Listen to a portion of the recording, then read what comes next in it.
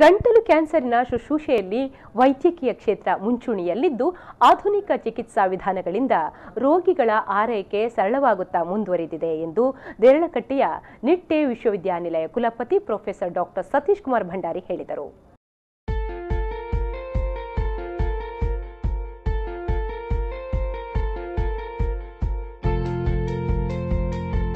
ದೇರಳಕಟ್ಟೆಯ KS Hegde ಆಡಿಟೋರಿಯಂನಲ್ಲಿ ನವದೆಹಲಿಯ rehabilitation council of India ಸಹಯೋಗದೊಂದಿಗೆ ನಿಟ್ಟೆ ವಿಶ್ವವಿದ್ಯಾನಿಲಯ ವಾಕ್ಶ್ರವಣ ವಿಭಾಗದ ಆಶ್ರಯದಲ್ಲಿ ನಿವ್ಯಾಟ್ 2018 ಉದ್ಘಾಟಿಸಿ ಅವರು ಮಾತನಾಡಿದರು. ಹಿಂದೆ ಗಂಟಲು ಕ್ಯಾನ್ಸರ್ ಹೊಂದಿದವರ ಚಿಕಿತ್ಸೆ ಅಸಾಧ್ಯವಾಗಿತ್ತು. ಕ್ರಮೇಣ ರೋಗಶಾಸ್ತ್ರಜ್ಞರು, ಅರಿವಳಿಕೆ ತಜ್ಞರ ಆರಂಭದಿಂದ ಗಂಟಲು ರೋಗಿಗಳ ಚಿಕಿತ್ಸೆಯಲ್ಲಿ ಮಹತ್ತರ ಬದಲಾವಣೆ ಕಂಡಿತು. ರೋಗಿಗಳಿಗೆ ಪುನರ್ವಸತಿ ನೀಡುವ ಸಲುವಾಗಿ ಲೆರಿಂಗಾಕ್ಟಮಿ ಕ್ಲಬ್ ಆರಂಭವಾಯಿತು. ನಿಟ್ಟೆ ವಿಶ್ವವಿದ್ಯಾನಿಲಯ ಪ್ರತಿ ವರ್ಷ ಕೂಡ ಗಂಟಲು ಸಂಬಂಧಿ ಚಿಕಿತ್ಸೆಗಳ ಕುರಿತು ಕಾರ್ಯಾಗಾರವನ್ನು ಹಮ್ಮಿಕೊಳ್ಳುತ್ತಾ ಬಂದಿದೆ. ಈ ಮೂಲಕ ನುರಿತ ವೈದ್ಯರು ಹೆಚ್ಚಿನ ಜ್ಞಾನ ಸಂಪಾದಿಸಲು ಸಾಧ್ಯವಾಗಿದೆ ಎಂದರು. As all you know, the laryngeal cancer is one of the very common cancers, and it is identified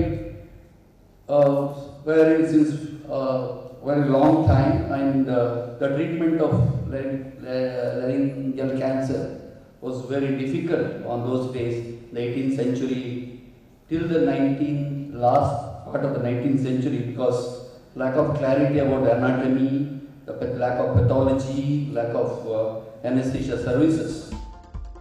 Nitte ವಿಶ್ವವಿದ್ಯಾನಿಲಯ ಸಹಕುಲಾಧಿಪತಿ professor doctor M Shantarama Shetty ಮಾತನಾಡಿ, ಸ್ವರ ಕಳೆದು ಹೋದರೆ ವ್ಯಕ್ತಿತ್ವವನ್ನು ಕಳೆದುಕೊಂಡಂತೆ.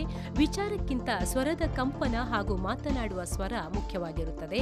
ಸ್ವರ ರಕ್ಷಿಸುವ ಮತ್ತು ಸುಧಾರಣೆಗೊಳಿಸುವ ತರಬೇತಿಗಳು ಶಾಲಾ ಕಾಲೇಜುಗಳಲ್ಲಿ ನಡೆಯಬೇಕಿದೆ ಎಂದರು. Without voice, there is nothing in life. If you lose your eyesight, there is always another eye to help you if it can. If you lose your hearing at the ENT surgeon, there is always another ear perhaps to save you. And except perhaps the larynx, the voice box which is single. And if you lose your voice, the personality of a person is completely lost.